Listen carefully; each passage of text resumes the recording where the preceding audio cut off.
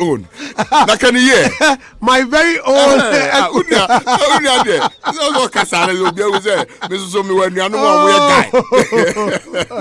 Kwame. Big bro. Good morning and thank you very much for coming. Very good morning to you. I'm doing very well. I'm doing very, very well. What happened to the beard? Charlie, you were growing some grays, man. Yeah. You were growing gracefully. I noticed. I wanted to compete with yours. Okay. And then I noticed yours had some black in there. Yeah. Mine was becoming all white. All white. Charlie, which ancestral beard this? Someone was asking me, "Hey, this guy, this man, he grow, eh?" I'm like, no, he's a young man. The guy with all the white beards. I'm like, Kwame, so come to think of it. When did he gain all of that? Yeah, it happened overnight too. Yeah. Yeah, Charlie, because they had some, black beard. All of a sudden, white. They said when you think too much, you get gray hair. I presume so. Yeah, because so. Just yesterday, the stress of life. Yesterday, someone told me that I have gray hair on my chest. Okay. Oh, your chest? So I know there's someone then. Okay. Hey.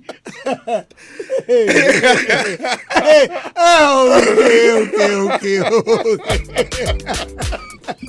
Hey, Caroline, how are you TV soon? Mr. Coleman, Fifi Coleman. Oh wow, it's always a vibe meeting you, man. Yes. Let's take it. Okay, listeners, in the studio I have Kwame Owusu Danso. Kwame Owusu Danso is the running mate for the Movement for Change, which Honorable ALANSPEAKS Martin is spearheading. Kwame is next in command with the movement. Wait a minute. When did politics even come in?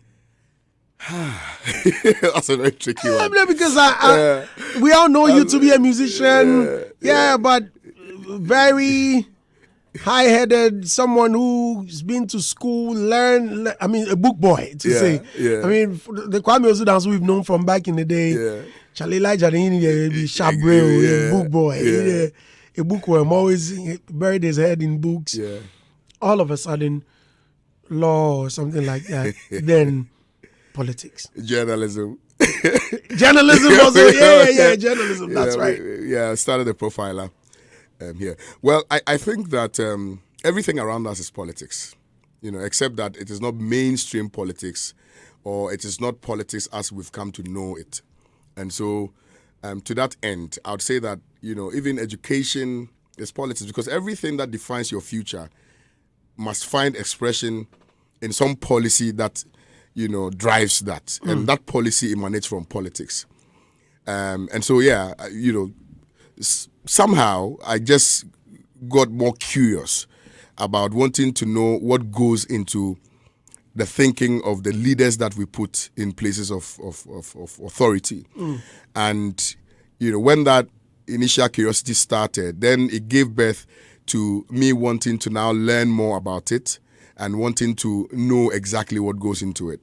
And I believe that is what perhaps, opened my mind to, journalism and to law and to, activism and whatnot. So, I think that is what really precipitated my interest in politics.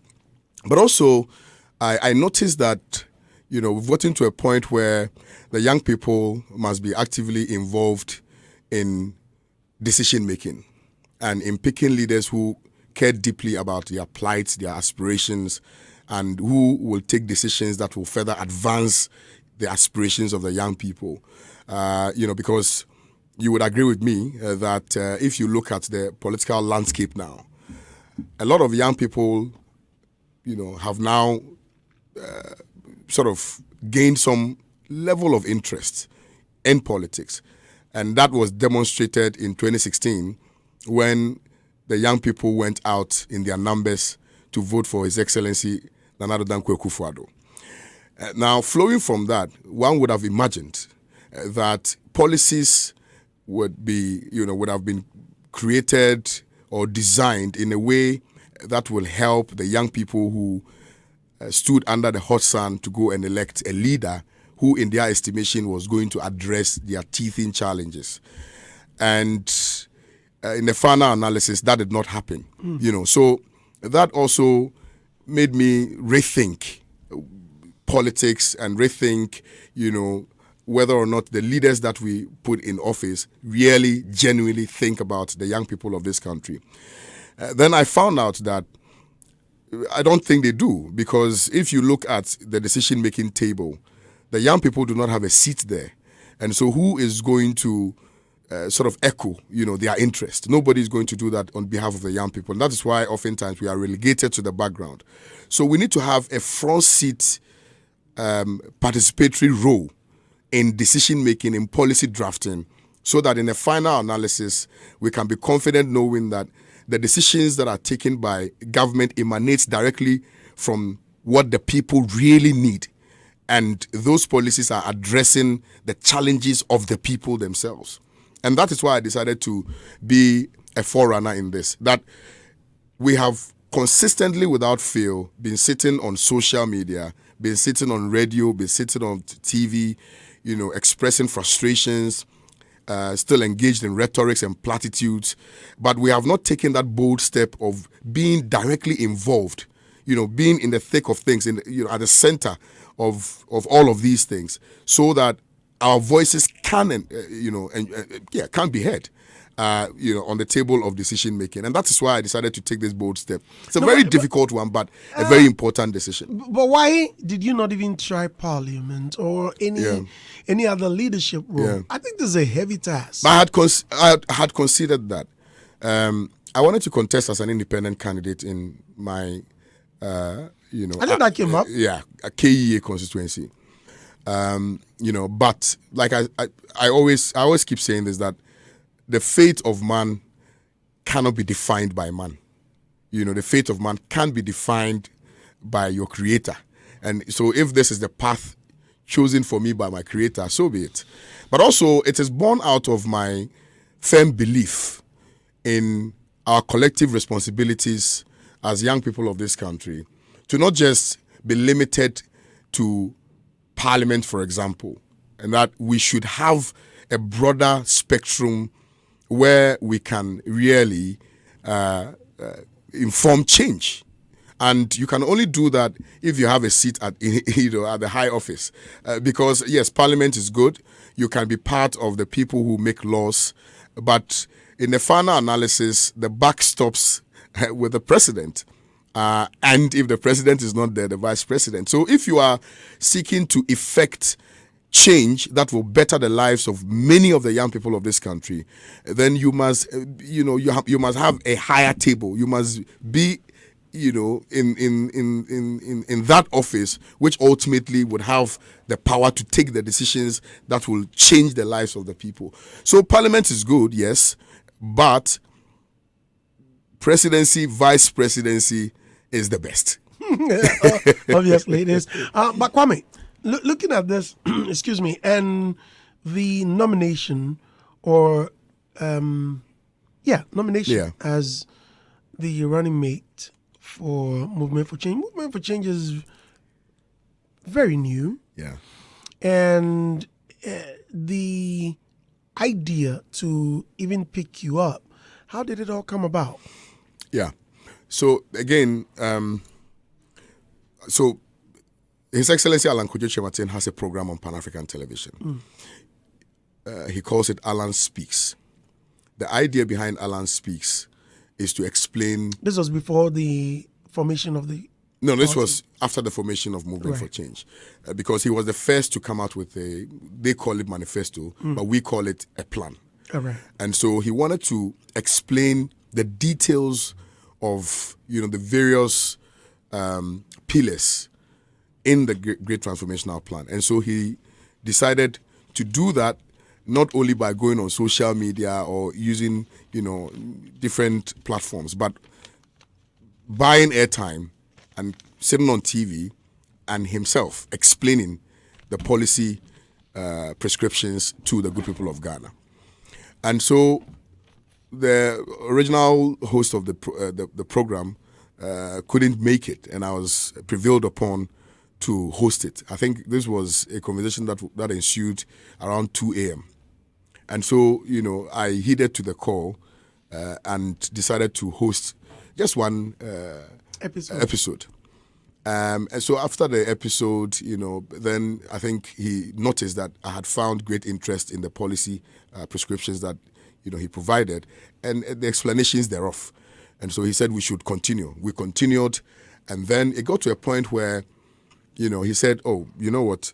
When we go for a break, remind me to tell you something. As typical of journalists, I thought that was my payday. I was going to take my cash. And then, that's right. Yeah, we went. And I hear he's got some good cash. Oh, no, he's got some cash, but he's a very calculated man. Very, very focused man. Anyway, so then after the break, he says, "You are my running mate." And I was taken aback because I did not expect that to come from him, particularly because I told you that, I was there, and then said, oh, I would inform your wife about it. No, he said, I should go and inform my wife. He said, no, you know what, I will inform your wife about this decision. And I said, okay. So I ran away. I went to my, into my little cubicle.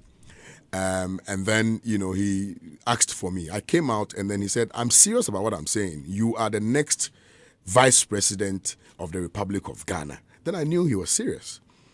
So I said, okay, I needed to consult a few people. I told him I was going to get back to him. And so when he left, he called again. He said, I need your details. I forwarded same. But in my mind's eye, I was thinking that, okay, let me just, speak to people and make sure that the decision that I'm about to take is the right decision, because decisions have consequences. It may be your decision, but the effect of it, may affect many. So I spoke to a few people. I spoke to, my bosses, and we all came to the exact same conclusion that it was best placed for me to take up this, this huge and daunting task. But also, they saw that to be an opportunity of representing a larger group, which has been marginalized over the period, in terms of proper direct politics. And so I decided to take up the opportunity, and then to. So this is exactly what happened. But wait, as a journalist, you were interviewing him, a politician. What at all would make him think that you will be a better running mate? First of all, you are not a member of his party even to begin with. Yes. Number two, for someone who had even stood or decided to go independent on a parliamentary route. Yeah. Not on his party. Yep. Number three, could it not be that you were biased towards, or you leaned towards his principles or his vision? Could that not be the reason he opted or nominated you? Yeah. Well, great minds are able to identify great talents. And, I think it's imperative to acknowledge that if you meet somebody today and you speak to the person for the first time, and you have some set of questions in your head, to which you need answers, and those answers are provided, and then it meets your expectations, then I think you would have, you would come to that irrebuttable conclusion that this is what I want and this is the direction I want to. So he had some criteria in choosing his running mate. Number one, he needed somebody who is very young. Number two, he needed somebody who was very patriotic. Number three, he needed somebody who had immersed himself or herself in the Great Transformational Plan. Number four, he needed a little bit of controversy. Number five, he needed somebody who is a street person. And you know what I mean by a street person. And he needed somebody who would bring, some youthfulness to the ticket, something that is new, to the kind of politics that we practice. Because the kind of politics that we practice is one that favors the octogenarians and the septuagenarians. It does not necessarily favor the young people. That is why today you'd find a member of parliament pontificate that, the young people with beard are not sensible. Because of this kind of, rigid mental set about the young people of this country, people oftentimes do not give us that opportunity because they think that we have been set up to fail, without necessarily appreciating the kind of experiences that we have had to go through, which experiences obviously would define our decisions, going forward. And so he moved beyond that ceiling, or rather that periphery of how the old people perceive young people in Ghana, particularly within the arena of politics. And so I can say that even though I was not a member of Movement for Change, he saw that in me, and this is an opportunity really to also prove that the young people of this country, when given bigger opportunities, can excel. Beyond that is also the fact that this is a movement for change, a movement that is designed to restructure and reshape our political landscape. The kind of politics we practice in Ghana is so rigid and benefits only two political parties.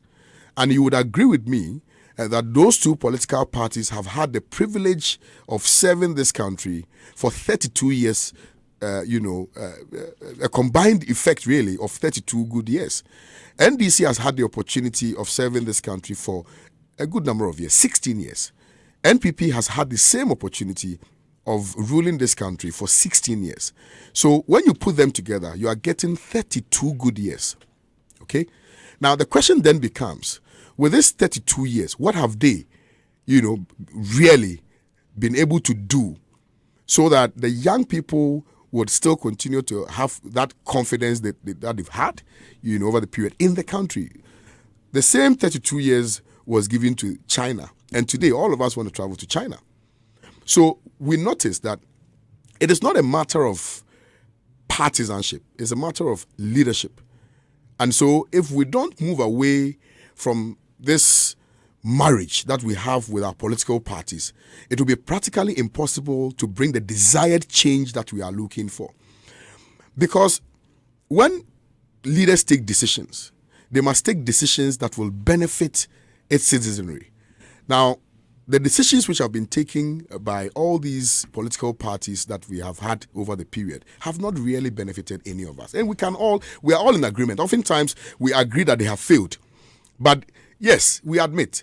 But if we are given the opportunity to try a leader who can bring that change, then we resign ourselves to following those two political parties again. There's something you said that really caught my attention, that we are living in a country where, especially in leadership, or the leadership appeals or governance or politics, when it comes to elections, their messages resonates properly with the septuagenarians and octogenarians. And do you think that the youth or a young politician like you can effect change? Yeah.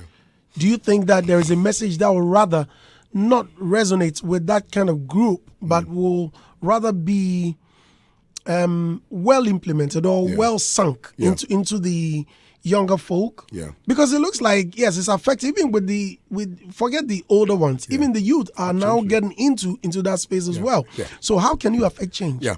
So the thing is that we have our own peculiar situation, or we have things that we... First of all, what's the required age for presidency? 40 years. 40. So, and if you look at it right now, for instance, Andy, a practical example is the issue of rent. A practical example, the issue of rent. You graduate from the university, you have never had the opportunity to rent, to work to begin with. And so you don't have any salary coming in. Right. And then you want to go, you just, maybe got a job that pays you, now the truth is that it pays you between 800 and 1,000 Ghana cedis. That's even if you are lucky. Menial. Yeah. Then you are going to rent in my area, my neighborhood. Let's just, because I'm not in a rich neighborhood. So let's say where's your neighborhood? Kwabenya. Oh, so it's true. So a small girl told me you gave her a lift. Okay. So I live in Kwabenya. Right. Now, the rent in Kwabenya ranges between 1,000 cedis and 1,800 Ghana cedis, depending on what you want. So if you want a single room, it's 1,000 Ghana cedis. Right. If you want a chamber and hall, as they describe it, it's 1,800 Ghana cedis. Andy, for somebody who earns 800 Ghana cedis, a month. How do you expect that person to pay 1,000 Ghana cedis for a single room? It doesn't make sense. And that is coupled with bills. Absolutely. Transportation, food, utility. Exactly. So it is a serious issue. Now, the challenge is that because for the average politician, they do not really have to deal with the issue of rent. In my estimation, they have decided not to address the issue of rent. Because that is one of the biggest challenges that we are facing in this country. Now, for that young person, if we are able to deal with the issue of rent, at the very least, they will be comfortable. So we have designed a policy that is going to specifically deal with the issue of rent. How are you going to do it? So that there's a law. I've built my house. Absolutely. And I've decided to rent it out for 1,000 Ghana cedis per week. Yes. I'm only making an example. Oh, no, I agree with you. Right. Per week. If you can afford, you are welcome. If you can't, go to Fregezedugu or somewhere around East Legon where you think your money can afford. That one will be wahala. Yeah, or is there any measure or measures that will curb it? Yeah. So two things. The first thing is that there's a law that says that house owners must not rent out their properties beyond 6 months. That's a law. Mm-hmm. And that law, the Rent Act, Section 25(2) of the Rent Act, is clear. The question then becomes, why has it not been, enforced? Or why are we not enforcing that law? Why? What gives the landlord the right to so brazenly look at a young person in the face to say that it's either you pay 1 year or you pay 2 years rent? Why? Because he bought his own cement and iron rods.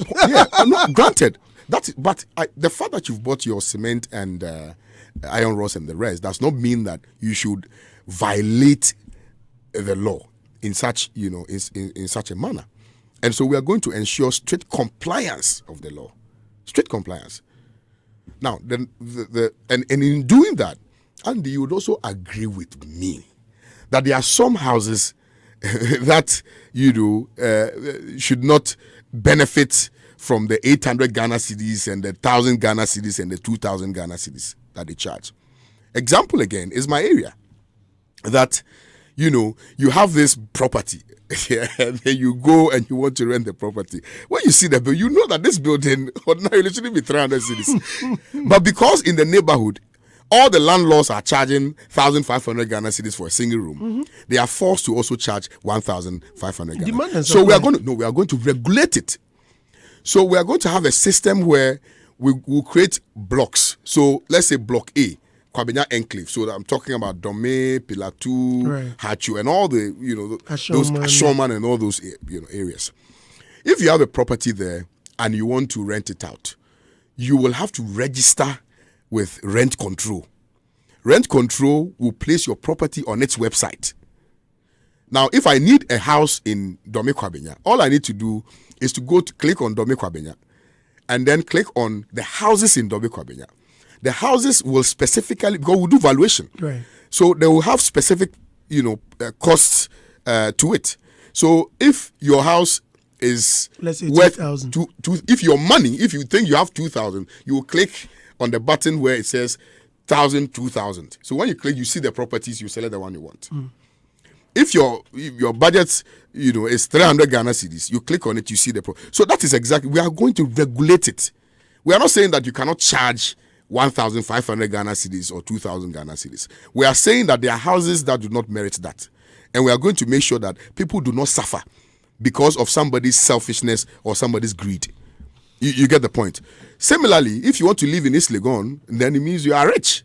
Even in East Legon, there are places where we do know that the houses must not, the price must not go beyond a certain threshold.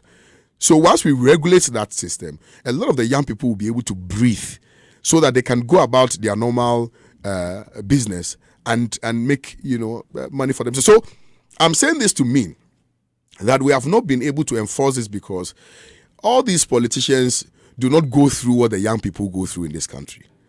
Because if we have, for instance, water crisis, they have mechanized boreholes in their or poly tanks in their homes. If we have the issue of bad roads, they drive V8, so they don't feel it.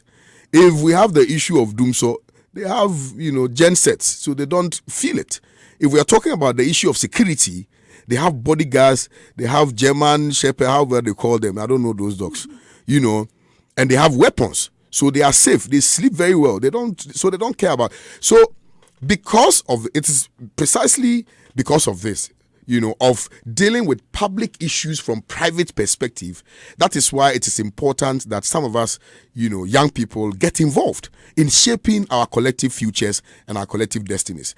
Because ultimately, it comes back to one thing, that if you are making a decision, that decision should benefit you. Elections have consequences, Andy. When you are going to vote, you may think that, it's just my thumb, but your thumb represents about 100,000 within your close-knit circle.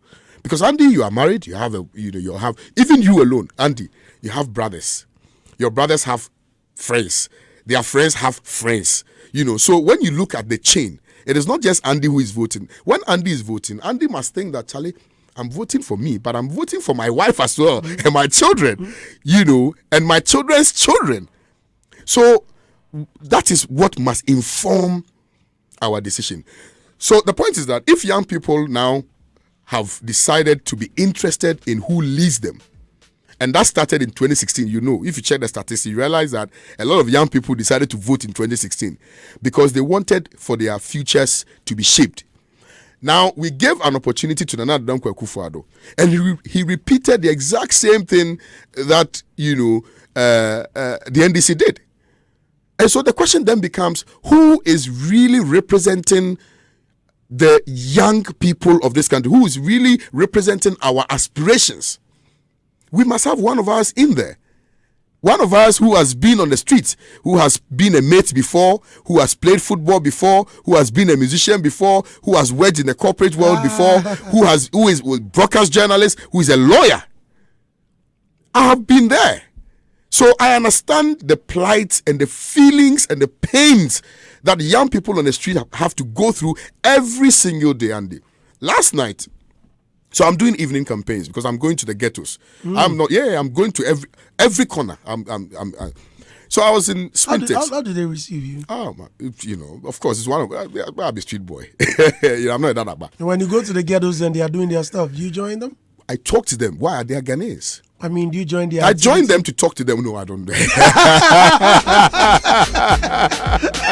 Oh, but you did. But that's how it's done. Sometimes you go there. Well, I mean, they know that I don't do that. Oh, but they appreciate the fact that not just a member of parliament, but a vice presidential candidate. You don't advise them to get visited off the ghettos. People have their needs, and I think that we've all been there, Andy. We've all been there. And so when you get to a point in your life and you take some decisions, you reconsider certain things. And I'm sure they'll get to the point where, but also it's born out of frustration, Andy. Sometimes you do certain things not because you really want to, but in that moment you just need, a getaway. You just need something to just help you forget about what you are going through. And that is why people do the things they do, not necessarily because they want to do them. Right. I need the experience. You said you went there last night. So I went there last night, and my people will tell you that I teared up a little bit because because these are Ghanaians. They are not from space, or they are not aliens. They are Ghanaians who vote in this country.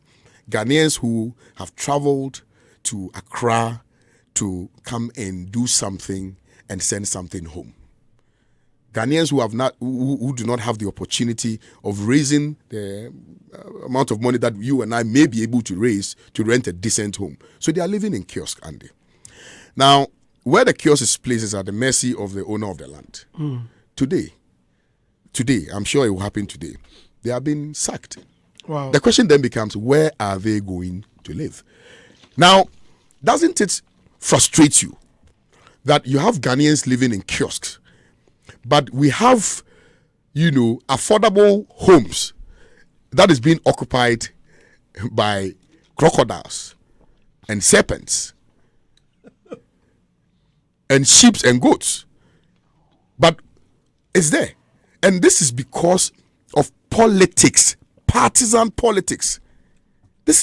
You have people living in kiosks, and you have affordable homes. Saglemi is still there. Nobody is living in there because of politics, Andy. Would you cry? Especially when, you get so close to the problems, and you know that this is something that can easily be ameliorated. But by reason of this rigid mental political system that we have not been able to, address this fundamental challenge.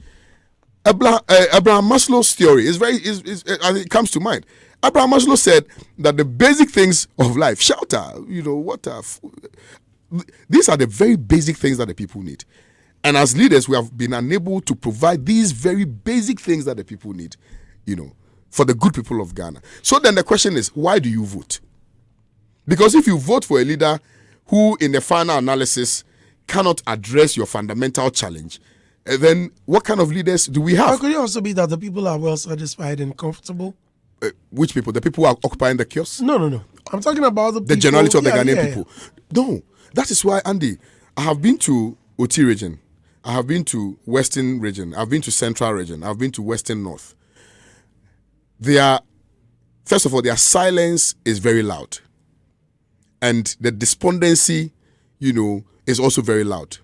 Because now, if we are not careful, we'll get to a point where nobody will vote again. It's very loud because wherever it is that I've been, even in the very remotest part of Ghana, they tell you that we don't want to vote again. Mm-hmm. We will not vote again. We are tired. And it saddens me, breaks my heart, that Ghanaians are refusing to exercise their democratic right by reason of the failure of all the governments that we've had over the period. It's sad. It saddens me. Because, people, sometimes, human beings, all of us, sometimes we are gullible. We take decisions based on what we are told. Okay? We have created this system where, politics has become lies. People will come and tell you the things that they think you need to hear so that you give them the mandate. And after you give them the mandate, they forget about you. But my question is, yeah, why are Ghanaians or people refusing to vote while there are other parties? What could I was coming to that. Right. That's a very brilliant question, Andy. Thank you very much for bringing me to this question. The 2 points. The first one is the deliberateness on the part of the two strong political parties to create some system where people will necessarily gravitate towards the two of them. They've created this system of the NDC and the MPP. I don't know if you get my point. So, because, of course, the big bankrollers, they have the money. So, it's a systemic problem that it has to be either NDC or NPP. Are you not surprised? Do you think it's about money? Oh, it's about money. Money controls things. If you have money, you can control. If that's the case, I don't think any of them will lose. But then no. So I'm just trying to establish the foundation. Now, so it benefits the two of them. The point is this: that even if NDC loses an election, they know that for whatever reason they have only 8 years to stay in opposition. They will come back after 8 years. If MPP loses an election, they know that for whatever reason, after 8 years, they will come back. Now, they've created a system where they sort themselves out. So if this one is in power, they sort the one in opposition. If the other one is in power, they sort the other one, who is in opposition. That's a fact. Are you not surprised that we have brothers in two different political parties? But so how does none of them. No, I'm just trying to make a point. I'm trying to see. We need to be very factual and frank about some of these things. I'm not saying that you cannot belong to political parties. Political parties are built on ideologies. So we can have different ideological underpinnings, which will define the choices that we make relative to the political parties. I'm just trying to establish a point of saying that we have created a duopolistic system deliberately. The media is one of it. We are the problem. Because even on our morning shows, the news bulletins, just listen to what is going on. We are promoting and highlighting these two political parties. You go to a media, it says, this is our cocoa season.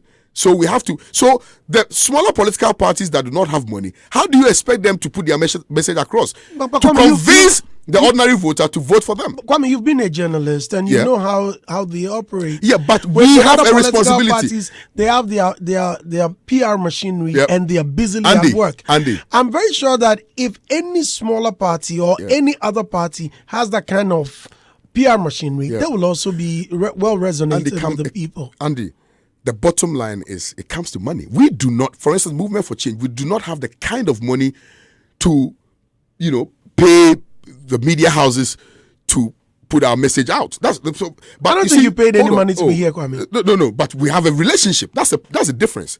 We have a relationship, so I can leverage that relationship. But I'm saying that let's look at the conversation from a very broader perspective. The point I'm trying to establish is that even on the morning shows, you have NDC MPP panelists. Ally? What is stopping the movement for change? But that is the whole point. That is why I'm saying joining the punditry. I mean, it's something that can be done. I cannot just get up and come to Hits FM. I have to be invited to be, here at Hits. In fact, it is not just the movement for change. We have several other political parties that are known. We have PNC, we have CPP, we have all the rest. Do they really care, Kwame? Yeah, no, but I'm saying I met a gentleman at Movenpick just about 4 or 5 days ago. I think on Monday, we had a lunch meeting and I met this gentleman that just walked to me and asked, when can I be on your show? I was a bit confused.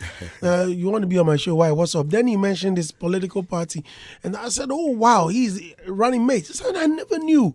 And I gave him my card. Oh, you can just give me a call because it would be great to have you. Because he said something about showbiz that I felt like, okay, it would be great to have him on the show. And so for me, I think most of them don't really engineer these things. For what you're talking about, just having a relationship, it will be very difficult for anyone to just walk up to you and ask to be on your show. Very, very difficult. Yeah. MPP, some of them don't care. NDC, some of them don't care. Yeah. Here you are, seated right in front of me. Right. How many of the other political parties will walk out? Do you remember how we got Nana Kwame Bediakunya? He had come for a program on Joy FM. Later on, my beautiful sister Oimawe Eje was on social media saying that I stopped Cheddar from coming to him. I met him here, and I just walked to him. Cheddar had even forgotten my name. He just your name. I'm like, yo, wait a minute. I just spoke to him. When should we schedule the interview? He said, I don't have enough time. If you want us to do it, let's do it now. The guy walked in unannounced. We didn't announce. We didn't do any artwork. We didn't tell anyone. I just sat here and mentioned that, I have Nana Kwame Bediaku right in front of me. So this is one out of the many impossibilities. So let's make it happen. You can make it happen, but Andy, I think that we need to draw our minds to a systemic problem. Because you see, when we reduce the conversation to, the level that people may think that, it's just, the fact that the political parties are not availing themselves, then we are not addressing the systemic challenge that I'm talking about. You would agree with me. Check all the media houses we have in this country, all of them, exception of a very few, that even the paneling is NDC, MPP. I kid you not. What conversations do they have? They have conversations about who is more corrupt than the other, who has chopped more money than the other. They have conversations sadly. They don't have progressive conversations that will give young people hope in this country. And as I speak to you now, check the statistics of the number of young people who are leaving this country. Do you think they are happy to leave the country? They are not. But they are forced to leave the country because they have lost hope and confidence. These two political parties have not, unfortunately, given the young people of this country hope that there is light at the end of the tunnel. In fact, the tunnel crowd, they block them at the end. So you can't even go through to get to the end to know if there's light there. That is the problem. So if the media, because we can actually change the narrative. I'm telling you, Andy, we can change if Ghana is a multi-party democratic system. But somehow we have reduced the conversation to the NDC and the MPP because all the other political parties, unfortunately, in the fourth Republican dispensation, have not had the opportunity of governing this country. So, and that is why, we are always pandering to these two political parties. Unfortunately so. And I also think that, look, Ghanaians have been presented with many opportunities at different times to change the status quo. But somehow we think, this same thing that the devil you know is better than the angel you do not know. How do you know the angel is not better if you don't try that angel? To know whether the angel is indeed an angel and better than the devil that you claim, you like. So we must try new things. We are scared. We always complain in this country. We always complain. But when we are given the opportunity to make that change, but Kwame, you see, change is difficult. There is something I wish you wouldn't even do. Yeah. Unfortunately, I find you in that web. Yeah. Which is most of the other parties get opportunities, and instead of championing their messages, they tend to rubbish or talk about corruption from these two parties. Right? They don't really drum home messages that will make people follow them or admit or sink into their ideologies, right? And so they sit on public or TVs, radios, they use the media or platforms to distract people based on what the bad things that both parties have done. For example, MPP, NDC. Shall we not talk about them but dwell on movement for change and get the youth to follow you and talk about the things you are bringing forward? I think these are some of the things that will make people but Andy, to vote be fair, for you and try the angel we don't know. To be fair to me, I did mention rent because in the conversation that's one out of 100. No, it came up, and then but we're talking about the reason why people have accepted the two parties. So, of course, if you ask me questions about our policies, I'll respond to them. But I just wanted us to acknowledge the fact that we have created a certain system which is hurting us. And I was actually driving home that point by also anchoring, the fact that, we Ghanaians, we as Ghanaians also have a role to play in this entrenched political system. The fact that when we are presented with an opportunity to change the system, we are scared to make that choice. That's the point I was making. I'm not criticizing anybody. If you have followed my campaign, you would notice that I don't insult, I don't attack, I don't criticize. I go straight to the point. I speak, to the facts. I speak about what we can do for particularly the young people of this country, and then I move on. Because we all know the problem, but we're just scared to make that change. Change is very difficult. Moving from Kumasi to Accra, I'm sure it took you years to even think through it carefully, before you made that move. But look at you now. That change really has added something to your already existing pedigree. So, yes, we are afraid to make that change. We are afraid to make that choice. But we have to. If we want this country to progress, if we want this country to grow, if we want the young people to continue to stay in this country and help the country develop with their expertise, then we must make that bold decision. It's a very, very, shall I say, people will say, but the point is that it's a bold decision that we must make. Okay, Kwame. A very difficult one. That's the point I wanted to make. A very difficult decision, I know, but a very important decision. We have a youthful brand, yes, right? And I can confidently say almost every youth is listening to you right now. I'm humbled for that. I want you to take a minute to convince the youth of Ghana or give us reasons we must vote for change. Movement for change. I beg your pardon. I need just one reason. In fact, me, Andy Dusty, no, seriously. My plan is not to vote. I'm part of the people whose despondency, whatever you call it. Has reached a certain crescendo. Yeah. And so I need you to convince me Yeah. to vote for Movement for Change. Well, first of all, you're my friend. You're right. You're right. You're right. First of all, you're my friend. You're right. Well, secondly, I think I've given you a background of who I am, okay, and what I bring to the table. Now, the most important thing that I can say that the young people should consider a government that will create more jobs. The young people should consider a government that will give the young people more opportunities to build for themselves and to create for themselves. Now, why am I saying this? If you look at the Great Transformational Plan, we have designed it in a way that will actually help the young people of this country. Number one is job creation. And we have dichotomized it, separated it. So we have the formal and the informal. None of the political parties have that. That we are attending to the needs of the people, the young people particularly, who are in the informal sector and the formal sector. So for the informal sector, now we are going to create what we call, and of course you know that most of the people who are in the informal sector are traders. You know, they want to trade, they want to do some buy and sell and things like that. Quick one. We are creating what we call the Traders Bank. Now, the Traders Bank essentially is a bank that will be managed by traders. So, for instance, if you came to Kokomlimli, there will be a Traders Bank here in Kokomlimli, which will be managed by traders themselves.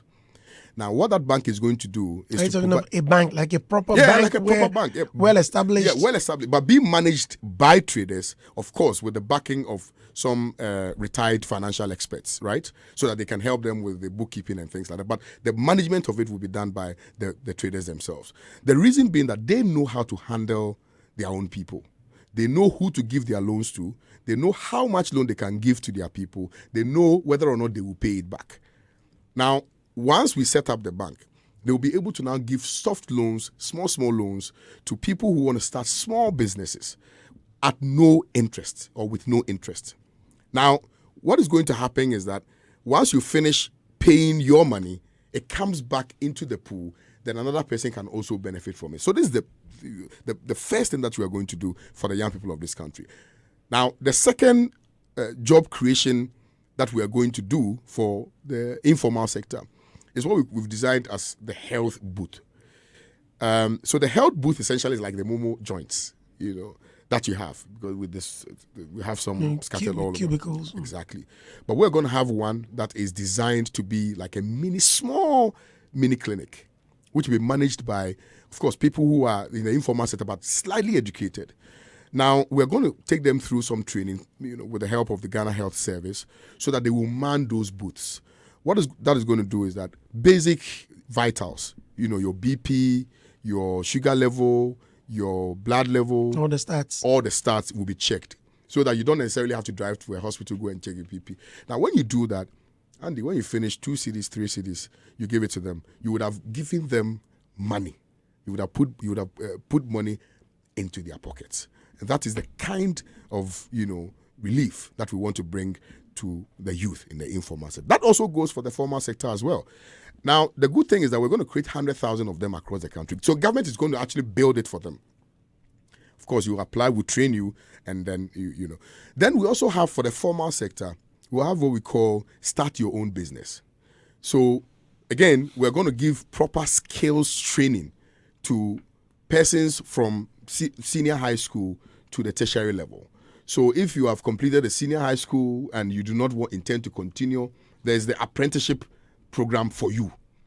Now, if you have completed the university and you want to start your own business, there's going to be an opportunity where banks will be incentivized to give soft loans to startups so that they can also start their own businesses.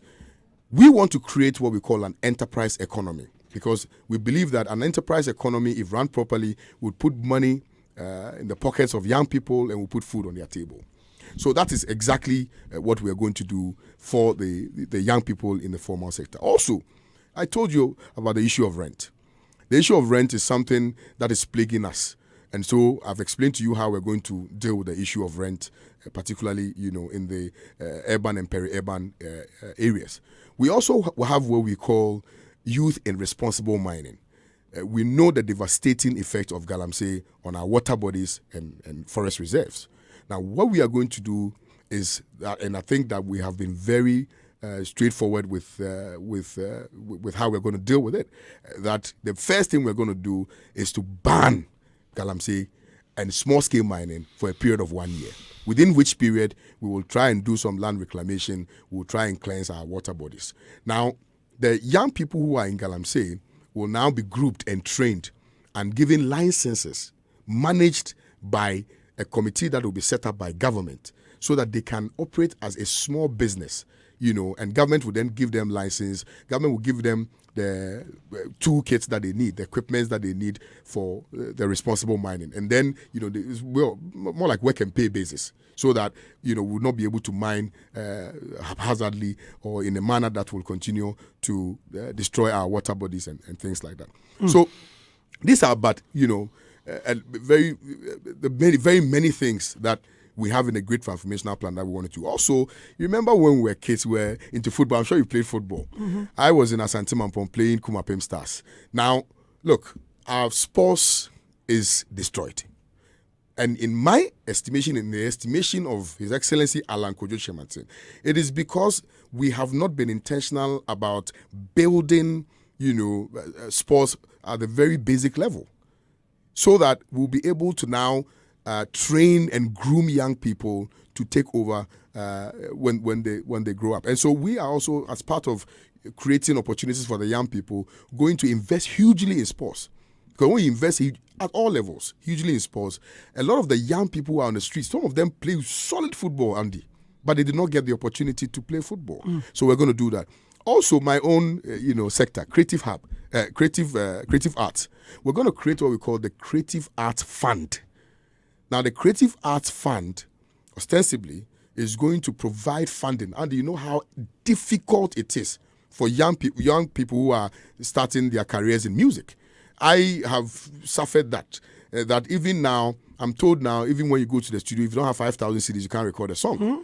I'm told now. So, when we have a fund, the fund will be managed by the likes of, let's say, Andy Dusty, because it will be managed by the creative arts, professionals themselves.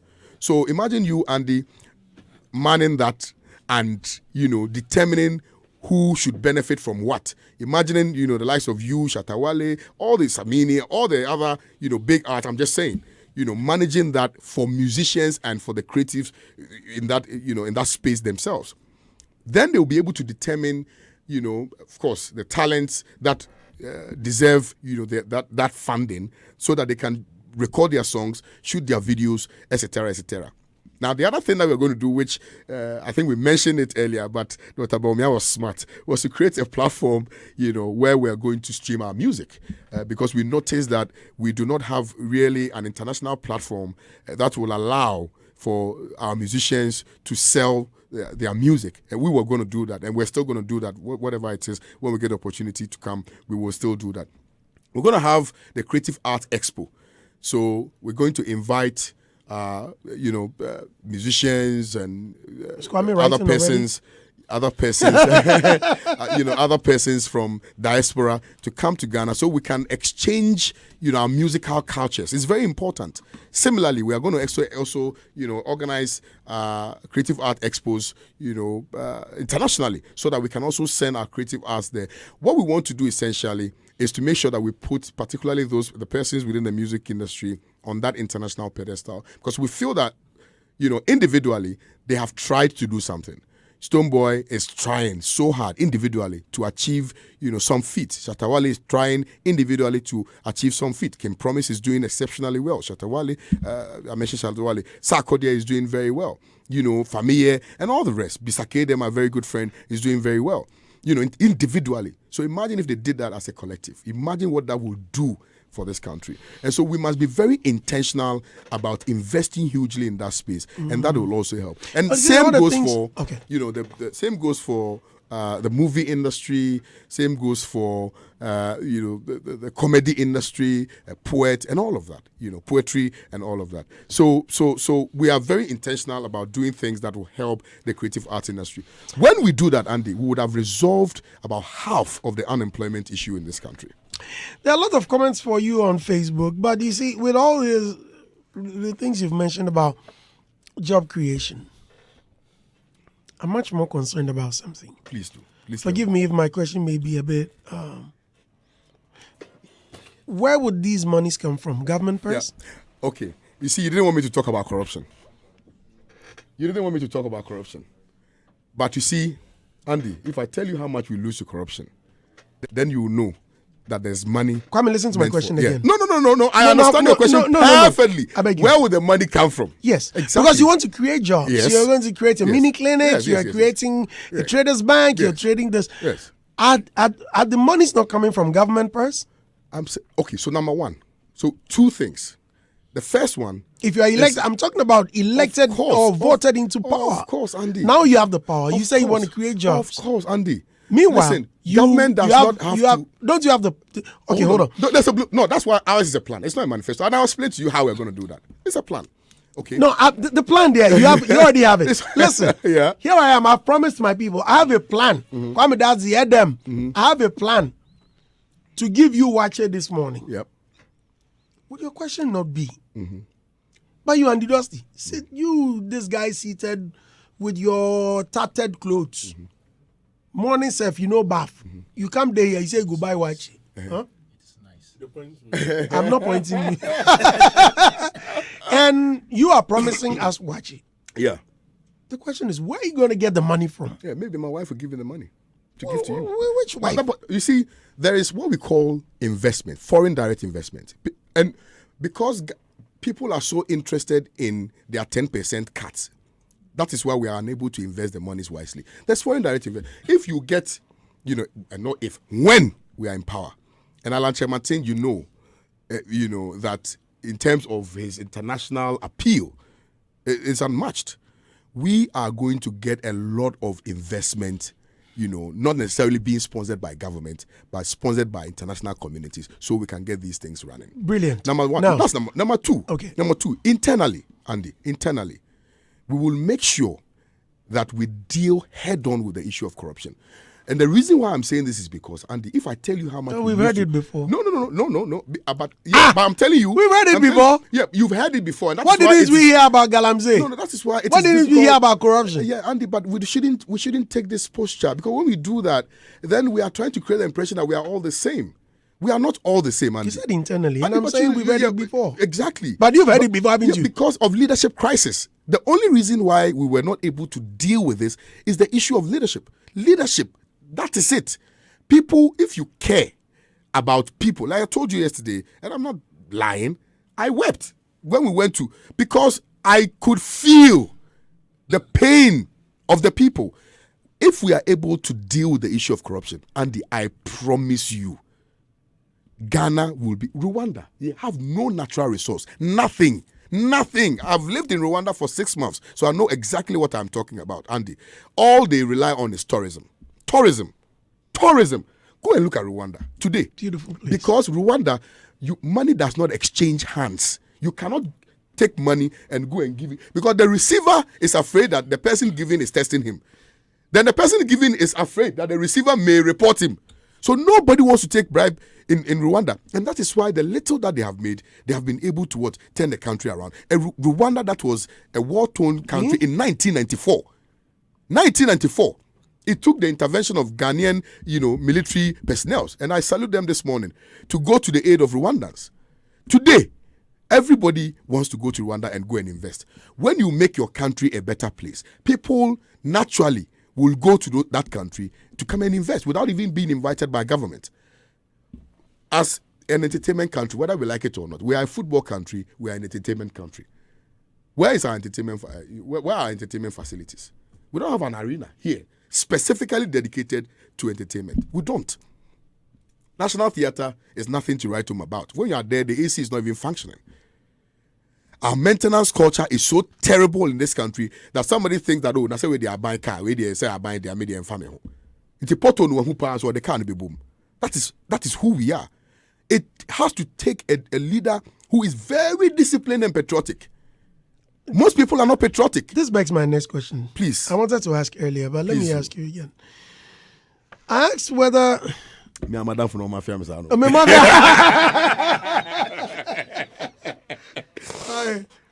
I mean, that's why you are sweating in the air conditioner. Charlie, you'll be fine. You'll be fine. Clear your space. Clear your space. Clear your space. Clear your space. Clear your space. You'll be fine. Listeners, we are live on this 103.9 FM. My very good friend. Sometimes I don't want to mention Kwame Owusu Danso. Elijah. Charlie. Oh, it's fine. I beg. It's okay. But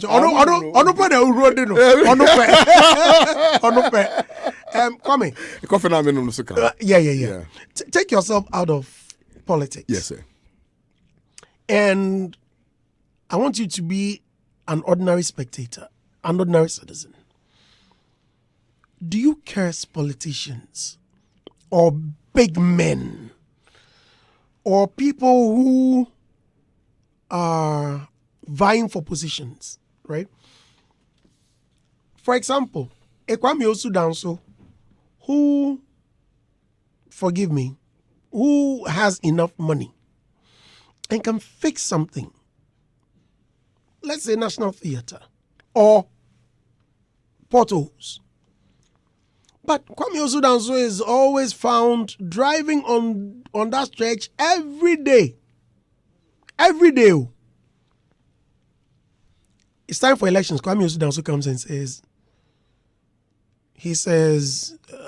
vote for me. You had the opportunity to effect change or to fix that problem. Something that you could do to make me think that this guy is a fixer. Because of his exploits, I have decided to vote for him because I know he has the ability or he has the power to effect that change. You've done nothing. Or you had the opportunity, you didn't do it. What shows if I give you the mandate, if I give you the opportunity, now you can make it happen? Two things. First of all, get yourself out, as I said earlier. Of course. Be a spectator, be an ordinary citizen. So, yes, I've always, been, even now, I'm still... are you crying? I'm still... Oh, no. It's a little hot. 20. You can bring it to 18. I'm feeling so cool. Yeah. No, where you are, your AC, I think it's... Let's switch sides. Anyway. Andy, we pay taxes for a reason. And our taxes are supposed to work for us. We vote for leaders for a reason. Our leaders are supposed to fix things. Not saying they can fix it all, but fix things. We put people as heads of state institutions and parastatal institutions for a reason. And the reason is they must manage things well. Why do you expect Kwame Owusu Danso, who through the hustle and bustle has made some money to go and fix the National Theatre, for somebody who has been placed there to manage, to go scot-free? Because the person is being paid, first of all, even with our money again. The problem that I find here is that people are not creative. When I was working with Airtel, I did something. It had never been done before. I was the promotions manager at Airtel. So I created this FIFA competition on campus, Legon campus. You know what I did? Airtel did not give me money, but I made money for Airtel. You know what I did? I said, to be able to partake in this, you have to pay a certain amount to a certain short code. And that short code was specifically for Airtel. So that money was going back to Airtel. Then what I did was that I partnered with, I don't know if I'm allowed to mention the company's name. I think they advertise with you, so I can. NASCO. I partnered with NASCO. The owner is a very good friend of mine. And then they gave us products. So they gave us tablets, they gave us phones, they gave us TV.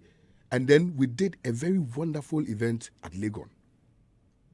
That is what I think should happen when you have been given an opportunity to manage a state institution.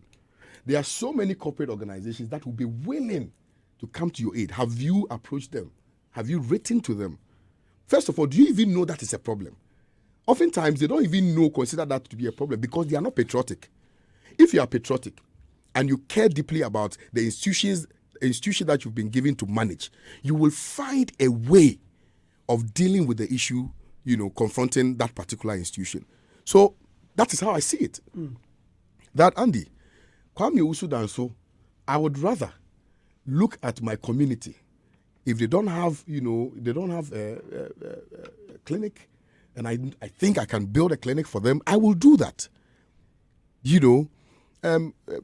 I went to Elmina, my mother's hometown, and I built a shed for the fisher folk because I noticed that whenever they come from their work, they needed a place to rest and all of that.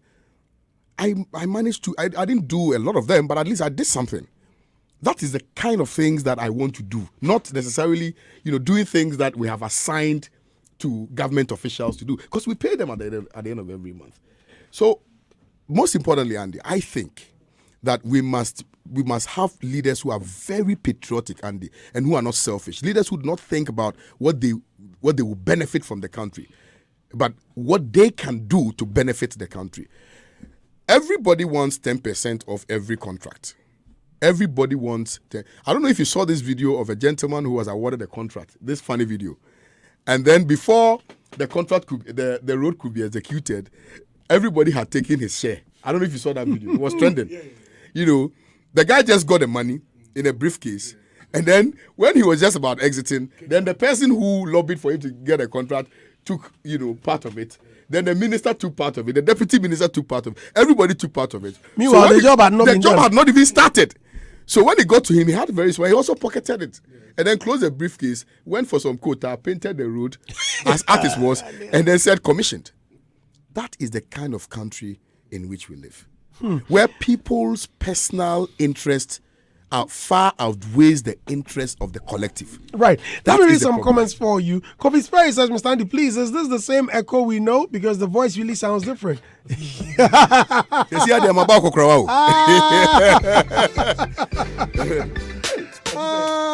Man. I'm my partner. Echo,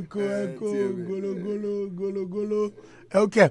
Gabby says, Kofi Sperry, people grow, matter. Do you still sound like you did when you were 4? Okay. Acoustic Demore says, Mr. Andy, tell this man to be truthful about who introduced young people into politics. Late Professor Mills was the president that gave young people the opportunity in politics. Hope you can remember Babies Will Shout It, quotes by Papa J. Gabby says, 1,000 cities to 1,800 for rent in Kwabenya. Let me stay in my father's house in peace. I like that. Possible Prince Charles, Prince Chris, he says, be interviewing the prophets, Brandy. Okay. Yesterday I was healed because of your program because you brought in a prophet. I couldn't work for almost 5 months. And immediately the prophet spoke, I was able to walk. God bless him and you. All right, thank you. Emmanuel Lopai said, what is this man talking about? Gordon Dukpo says, this man no for me here. Talk Bigger Dela says, his boss has been part of Kufuor's government. Okay, Talk Bigger, unfortunately, I cannot continue with your message. I think I don't, for me, I'll read your messages, but if they are derogatory, I have the right not to. Thank you very much. Well, my friend says, Brandy, I'm listening live from Italy. From experience we've had from abroad, the government doesn't build but set up policies that will allow the people to do or build their jobs by themselves. Whoever says they will build or do at the end fails because money no day. Indeed, money no day. Godwin Dukwa says our leaders are actually acting ignorant. BGA says, bro, 4, please ask him, was he an oral English year? Agbenito said, oh, so that is our Gologolo man. Congratulations to him. Charlie, that's him. That's him. Kwame Owusu Danso. Charlie, no be small, man. You know the name, right? Echo.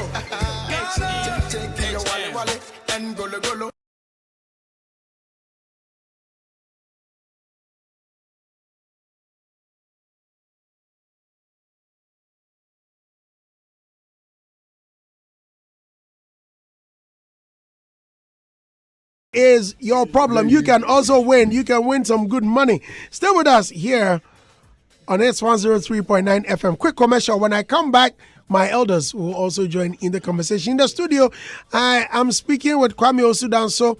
Kwame is the running mate of His Excellency Alan Shematin, Alan, popularly known as Alan Cash, leader of the Movement for Change party. Are you a part? Will you vote for Movement for Change? Andy, Why? you said you are coming back. Are you going to shake your golo golo? It's good you've used your time. Thank you very much. Yeah. Because I decided to give you just a few seconds today. Thank you very much for using your time. When we come back, we'll continue with Kwame Owusu Danso. How did he even get into music? What was it about showbiz for him? If he comes to power, what will even be our benefit? We've seen it. Oh yeah, we have one of us. We have two of us. Oh, we need people in parliament. We need people in politics. People who can champion our issues. We need people to help us drum home proper news. Yet. Okay, when we come back, we'll discuss further. Honestly.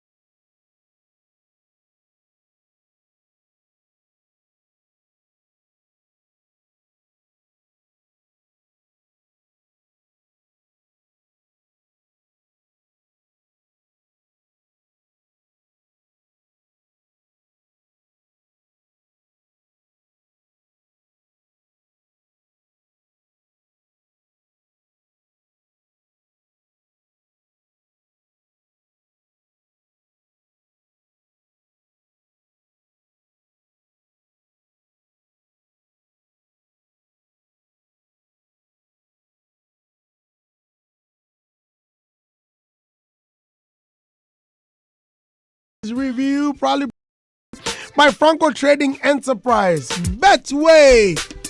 Yep, you always get way more with Betway. Just bet the right way. In the studio, Kwame Owusu Danso, running mate of ALANSPEAKS. Yep, leader of Movement for Change. And yeah, Afafanto. The butterfly is flapping its wings. Yeah. Kwame, welcome. Senior. How are you? Yeah, big bro. I just wanted to respond to two of the messages, and then we can, if you right. Your messages on Facebook? Yes. Messages that came. The first one has to do with the fact that my boss has been part of the MPP, and I don't know what that means really. In fact, no.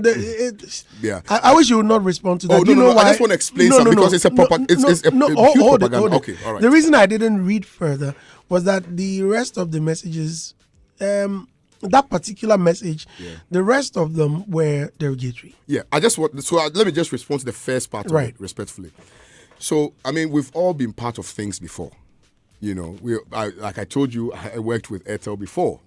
Andy, you were in Kumasi. Andy, your coming to Accra was even questioned because you were so big in Kumasi that right. people were wondering, now who jawe nyina ho abankran. Right. You get the point. Similarly, when Kwame Nkrumah came to Ghana to help the UGCC, he was part of UGCC. And then he noticed that what the people wanted was not being advanced by UGCC. And then moved away from UGCC, formed the CPP, and gained independence for Ghana. So what do we want as a people? Why do we always try to criticize just because we want to satisfy our party folks? I mean, I don't get it. You know, the extreme partisanship is what is killing Ghana today. That we are so, and I made the NDC, and there's no such thing as NDC and MPP. The only reason why you belong to either of the two parties is because that is what you know. When you were born, you were introduced to two parties. And so it's either you are here or you are there. You have not been presented with an opportunity to make another choice. This time around, you have been presented with an opportunity to make a choice that will help your future.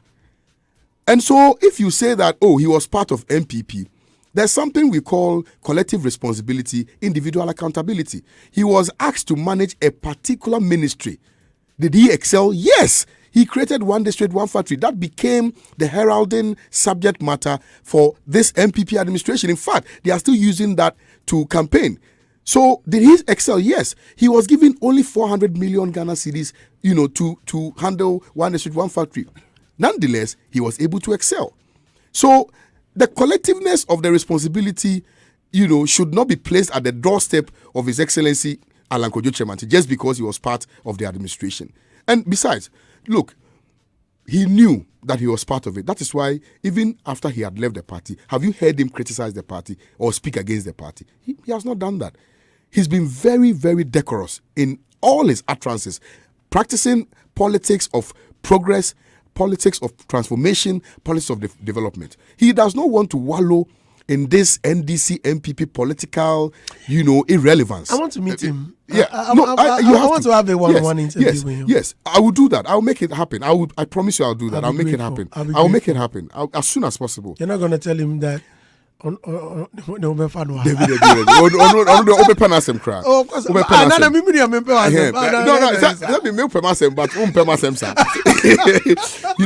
And so please, young people of this country, I think we have to. One of the things that, in fact, is in a great transformational plan is mindset change. The fact that we are so not patriotic anymore. We don't care about Ghana anymore. Like, we don't care, but we must care. You must care about somebody who leads you, somebody who will make decisions which will invariably affect you. You must care. It's like your father. You say, I don't care about my father. I don't care whether my father is jailed. I don't care whether my father is sick. I don't care whether my father is arrested. You must care. And so, please, young people, I know that we are so married to our political parties. We are extremely partisan. But we must get to a point where we must move beyond the extreme partisanship and put on a cloth of patriotism. That is what will help this country. That, and I repeat, that is what we need at this juncture in our political experiment. Because where Ghana is going, we are being divided on the lines of NDC and NPP. Today, Andy, if you don't have a party card and you belong to the NDC, you will not get a job to do.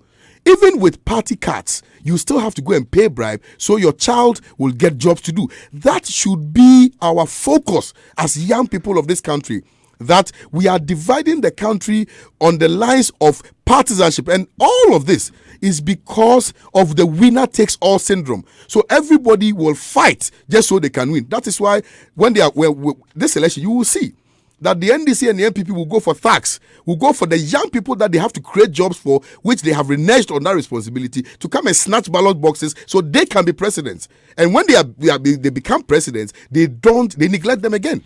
Well, that is the kind of system we have, Andy. Okay. The young people have a responsibility, Andy. We do have a responsibility. 70% of us, we cannot just sit and be married to our political callous without necessarily interrogating who is going to lead you.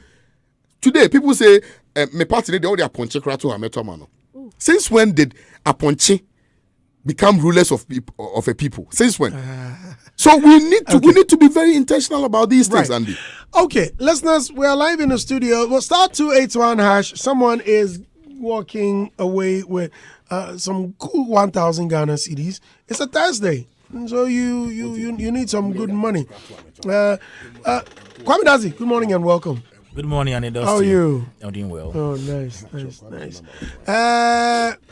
Ria, good morning and welcome. Good morning, Andy. Beautiful Ria. Yeah. Hey, Andy, who pass more? Oh, Elijah, why? Yes. Why? All right. Kwame Owusu Danso had been a musician. Went into from music. Then yes, what? Please. Football first.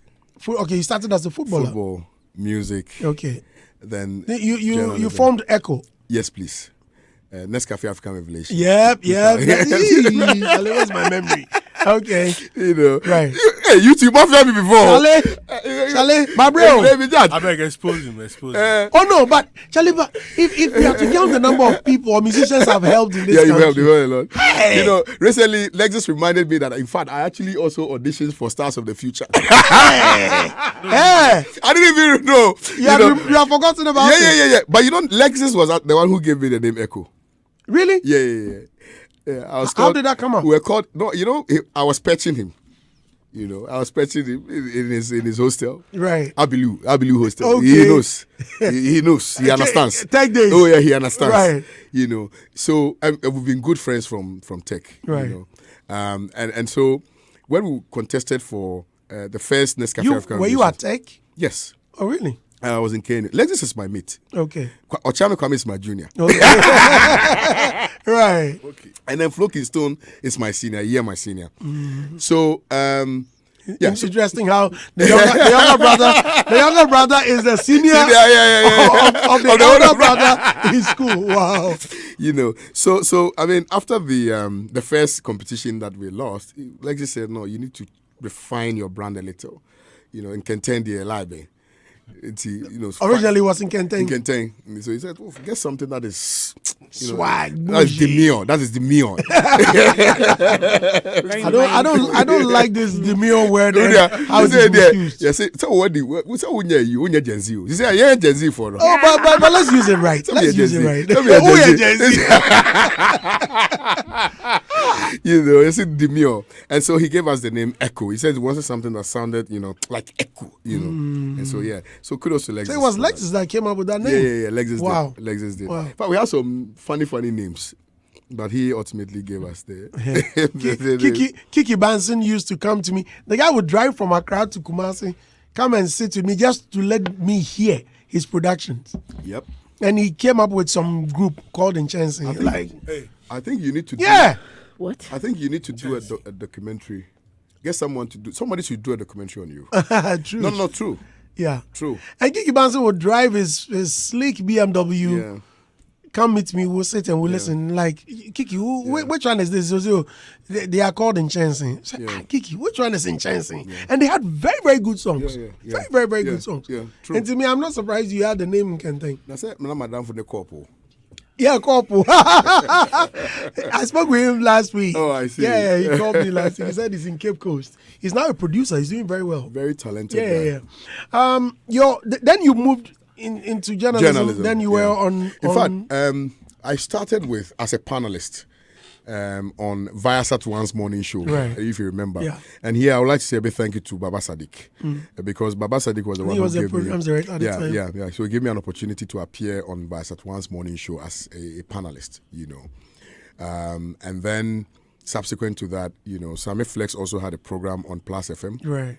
And so he was inviting me to also be, a panel member. And then Nanayao18.com. Yeah.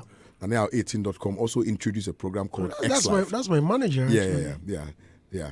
Very intelligent guys. Sometimes I feel like the system, Smart because some sharp guys are by this time, no, but system, no. Anyway, that's my business manager. Yeah, he's super intelligent. No. He at some point, I can even say at some point he was managing me small, not directly, but in terms of giving gigs and advice and all of that.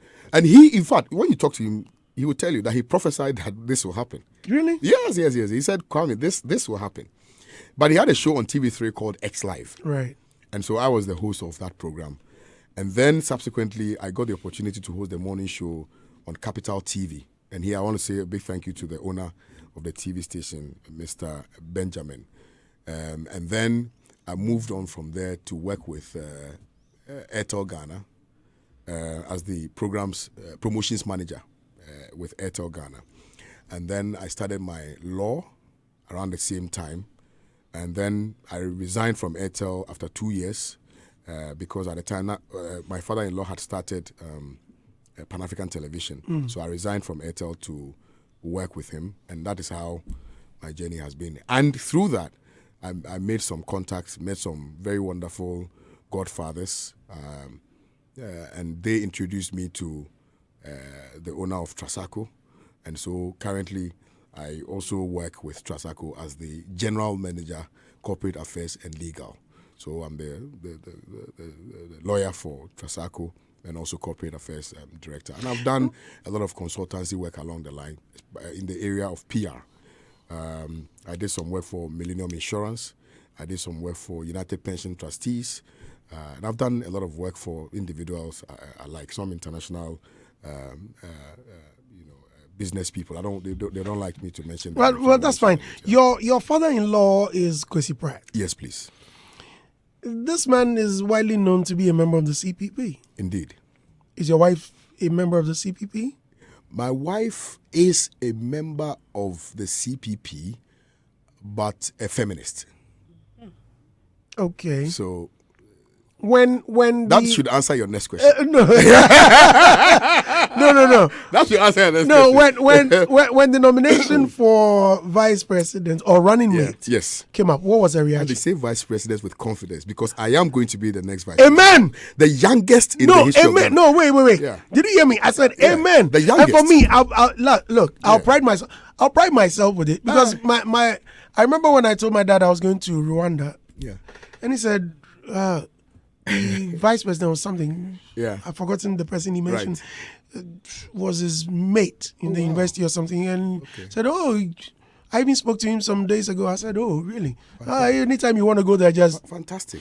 And so for me, I would love it to tell my children, the vice president is my very good friend. Yeah. Oh, look at us. We have a picture. Yeah. Look at us. We did this interview. Yeah. So for me, I'll be very happy.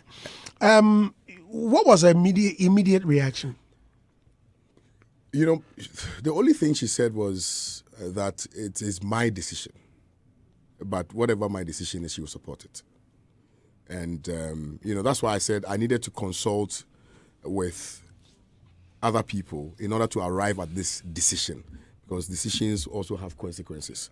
And so because of the people I consulted, she didn't really resist much. She's always been very supportive, to be fair. Always been very supportive. Indeed, she is very instrumental in what I have become today. And let me give her credit for that. she managed. She has interviewed me before. Yeah, we had yeah. One of my best interviews. It's true. I really enjoyed it. It's true. She did very well. Yes. I must admit. Well, I see. Kwame, please come in. Thank you, Andy Dusty. I'm happy seeing Kwame here. Thank you, today. Kwame. And the last time we spoke about the announcement of his appointment, I spoke about the fact that I was happy a creative has been selected. And apart from that, I'm happy that a millennial has been selected as running mate for a political party. Takes our mind to Trump's running mate, J.D. Vance. Now, so many people talk about how young people have not been given the chance to lead. And so when I see people like you, take up positions like this and speak in this manner, from the way you speak, you come across as very intelligent, very smart, and you've grown over the years. You've added value to yourself. Mm-hmm. That takes me to something that you said. So you mentioned that your government or your party will create a creative art fund, and then you would put in positions, people in the creative art industry or that. I think I have a problem with that, not with the fact that people in our space would spearhead that, but in as much as I believe that as creative people, we always need our folks, our ilk, to be at the top positions. I also believe that there are certain positions that require expertise or specialties. For example, if you have a fund, I'm not sure for the mere fact that somebody is a creative, that person must head that fund. You need somebody who has financial management background. We have so many institutions and groupings in this industry which are suffering because people who are heading or leading them are not, they're not knowledgeable in this space. They are there for the mere fact that they are creative people. But if these people had maybe gone to school to add something, some value onto themselves, you can be a creative and go learn something about marketing, something about a different area apart from what you do as a creative. Then it gives you the advantage to hold such positions. So I believe that in as much as you love the fact that you want, creative people to head those, funds, I believe that you should take into consideration some of the people, even if the person is a creative, that person must have maybe studied, done some marketing, some accounting on the side. But if we keep putting people in positions just because they are creatives, we might be making a big mistake. I like your passion, and even though I disagree with you on certain things you said about, our problem is NDC, MPP. Most of the things you mentioned that you do have been said by those parties and other parties, talking about job creation, creative art fund, talking about, health and all that. These have been echoed by all these people. But I believe that as a people, the reason we are not able to make progress is because we have neglected our responsibility when it comes to being honest politically. I think that is what we lack. And it starts from the home. It starts from, the basic unit of politics, and that is the home. Even at home, fathers and mothers are not honest enough to their children. We start the corruption right from home, in churches, in schools, and everywhere. So I believe that this is a bottom-up approach that we need to employ to solve our issue. Ghana as a people, or as a country, we have people with ideas. And so most times, just as you're speaking, you see people like Kwame Owusu Danso come out to speak, brilliant ideas, but you give Kwame the mandate, and then Kwame is giving you excuses. So it keeps happening. That is why sometimes when Kwame is talking, some of us will wonder, okay, is Kwame going to do the same thing that this person did in the past? Because we've heard other people say this in the past. I believe that as Ghanaians, our problem really is not the political parties. Our problem is inherent. It's in the people. It's in the fact that from the cradle, we are nurtured and socialized to be indisciplined and irresponsible. And somebody who is willing to be in politics is seeing that as a money-making venture from the beginning. The person goes to university, holds, political positions. The person is thinking about graduating from school, growing, getting into mainstream politics, and then ripping the nation off. So I think if you want to solve this whole issue about political, rip-off among the system. I think what we should do as a people is to start addressing it from the base. From the base, from home, from school, from churches, before it gets out there, because the people that will become tomorrow's leaders are down there and they are learning. I agree with you to a very, very large extent. I agree with you. And I think whatever you have put out finds expression in my bottled up emotions, over the period. Now, what I just want to also address your mind to is, and I agree, because it appears that you have lost so much confidence and trust in politicians, and that is born out of the perenniality of the experiences that we've had. So it is. I agree with you. Nonetheless, I think that even though as a society we have a challenge, politicians must stand out and address those challenges. I do believe that to even begin to think about wanting to be a politician, you must have some high level of moral turpitude. You must have integrity, and you must be competent. Now, I agree that these politicians emerge from, all of us. They are part of all of us. I agree that they are our brothers, they are our uncles, they are our sisters, And so, to a large extent, they think and act like all of us, right? But again, it's like, being a judge. And one of the requirements is that you must have some high moral standards. Now, when you get there as a judge, even though you are from amongst us, you must exude that. If you're a journalist, you must supposed to be unbiased and independent. Even though you are from amongst us, you must exude that. So once you decide to be part of a certain, structure, you must necessarily abide by the principles of those structure or of that particular structure, right? So, yes, even though I agree with you, I think that, politicians must exude that. Now, the reason why I say it is an NDC and NPP problem is by reason of the exact same things I've said, because they have had the opportunity of serving this country for this period. They have had the opportunity of designing and drafting policies which policies should have addressed these fundamental issues that you have highlighted, which are very true. They have had the opportunity to do that. But for 32 years, they've not been able to do that. That's why I cited the example of China, if Big Bro will remember. Yeah. That China equally had 32 years. But see what they've done with their country. Today, Japan has restricted access to young people who are on WhatsApp. So that is it. The fundamental things ought to be driven by politicians. And that is why I'm saying that NDC and NPP are a problem. Because if they were not our problem, then how come that today all of these economic malaise that we are being faced with have not been addressed? Because they benefit from the corruptibility of the system. Because they benefit from the loopholes created. That is why they will not solve the problem. Because look, if we make corruption a thing of the past, if you are so strict, particularly with our financial dealings, and there's no loophole, that politician will not make money to go and buy a mansion in the US. So they will not fix the system. Right. You get the point? Yeah. So please, Alan Chamartin presents that opportunity, and I have engaged with it. You know me. I won't come and sit here and pretend, and people will not believe me here because they don't know me. But I won't come and sit here and say all these things.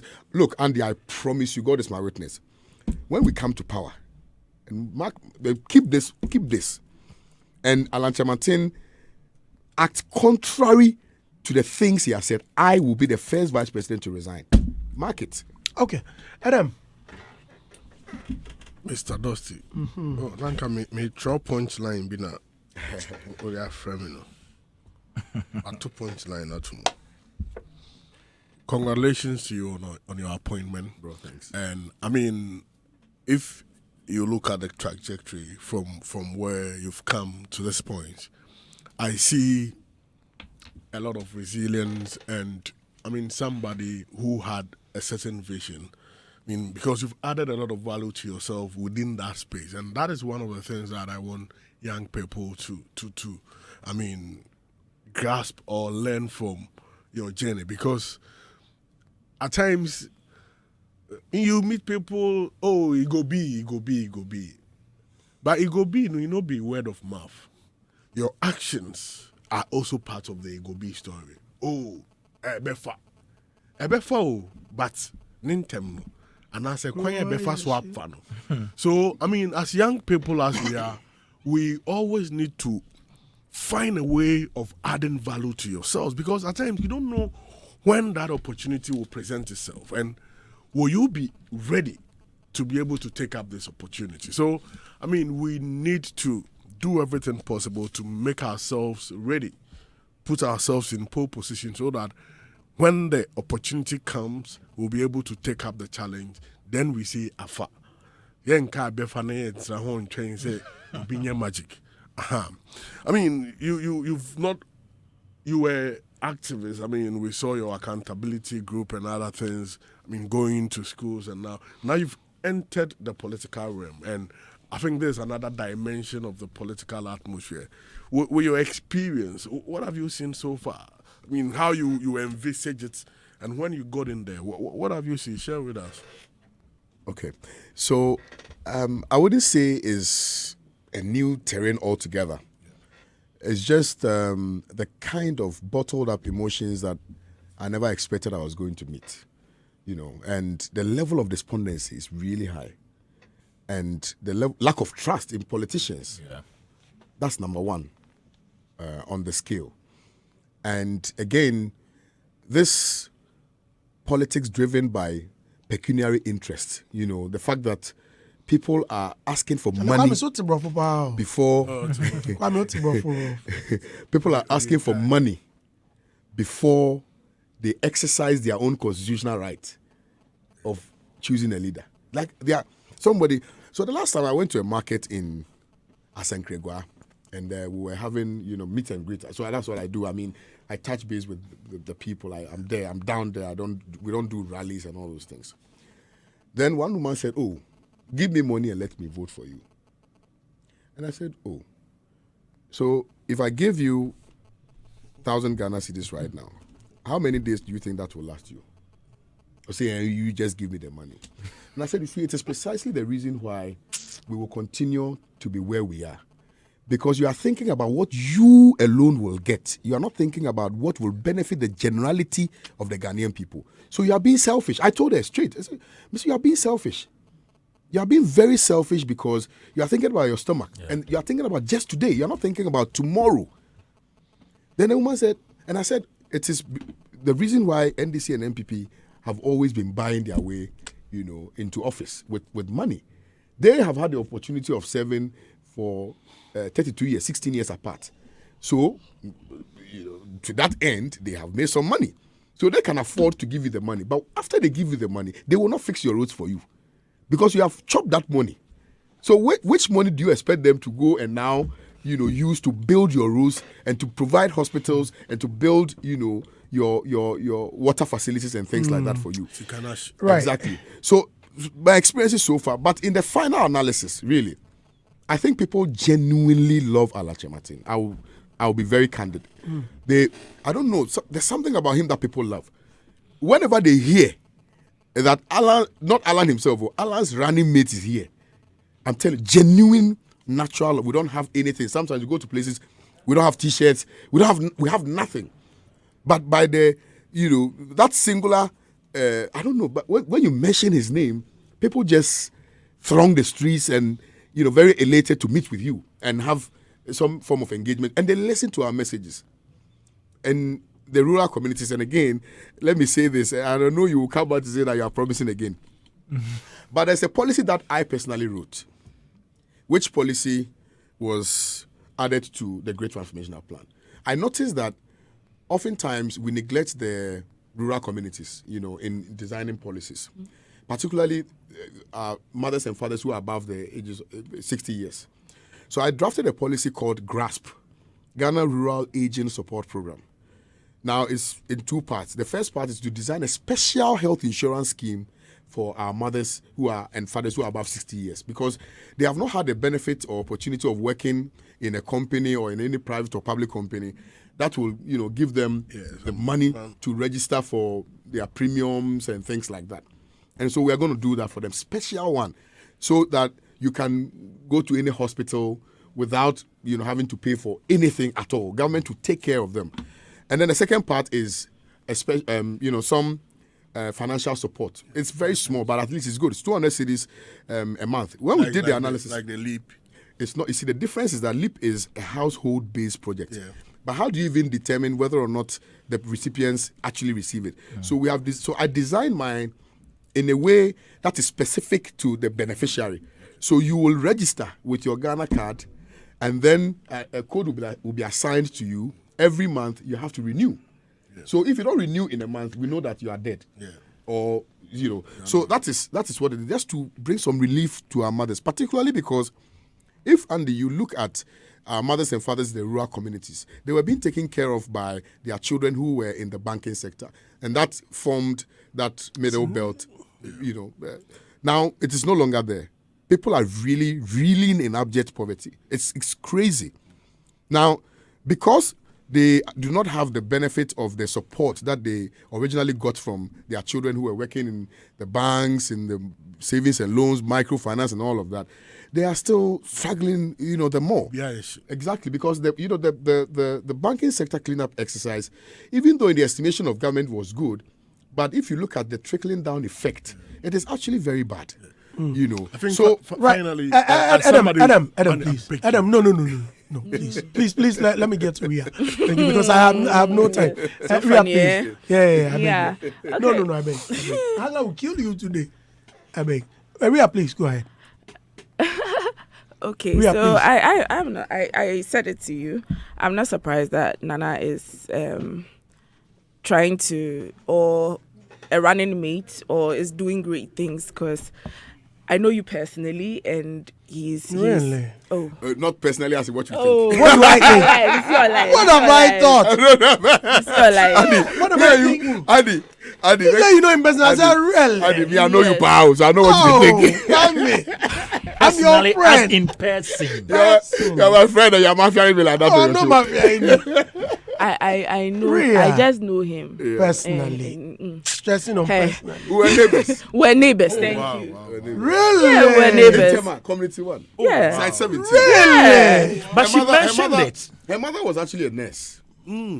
It's a nurse. Really? Yeah. Continue. Yeah. Anyway, so I'm glad that I'm seeing him here. I told him I was very Yes. I was very proud of him. But I also like the fact that you mentioned that your wife is a feminist, a fellow feminist. Let me let me say it that way, so that I know if she becomes the second lady, the gender balance would be a priority, something that we will prioritize. Yes. Now, in your days when you were working with Airtel, I dragged you to the School of Performing Arts. At that time, I was doing my service in the Dean's office. And then you saw the talent that was in the school. We wanted you to, Airtel, to sponsor some of our plays. And you came to watch some of our plays. You did. So in your quest to revive the creative arts with your policies, I mean, that is where it begins. There are some creative arts high schools here and there. They are not enough. I would have loved for them to be more. I mean, we all grew up with John Tay Memorial being one of the leading music schools. And then now I think in Kumasi, there's another creative arts school. Now, the premium school for all artistic people, I may say, or performing arts, for the performing arts, it's University of Ghana School of Performing Arts.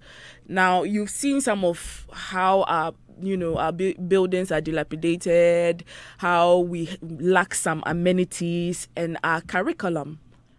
I am wondering what your plans are for us.